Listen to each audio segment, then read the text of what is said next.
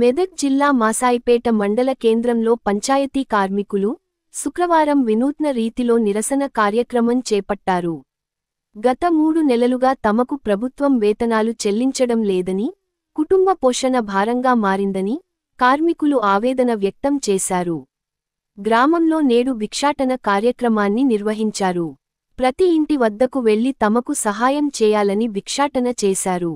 ప్రభుత్వం ఇప్పటికైనా స్పందించి తమకు సకాలంలో వేతనాలు చెల్లించాలని, తమ సమస్యలు పరిష్కరించాలని పంచాయతీ కార్మికులు డిమాండ్ చేశారు.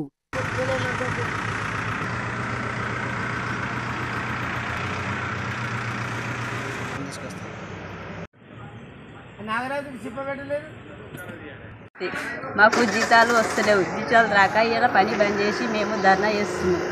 మాకు సారి అన్నట్టు జీతాలు వస్తున్నాయి. 3 నెలలు జీతాలు రాక మేము బాగా ఇంట్లో ఇబ్బంది ఉంది. ఇబ్బంది చెప్పాలంటే ఎవరో పట్టించుకుంటా లేరు. ఎందుకు పట్టించుకుంటలేరో మాకు ఇట్లా అర్థమైతే లేదు.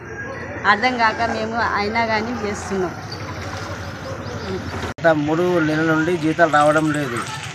అందుకే ఈరోజు పని ఆఫ్ చేసి భిక్షాటన చేయడం జరుగుతుంది. గత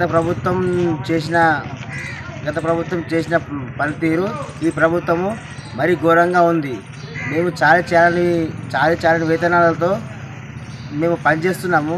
ఇంట్లో మా పిల్లలకు వేతనాలు లేక మేము ఘోరంగా అవస్థ పడుతున్నాము. ఇకనైనా ప్రభుత్వము చర్య తీసుకొని వెంటనే మాకు వేతనాలు చెల్లించాలని డిమాండ్ చేస్తున్నాము. జై సిఐటి.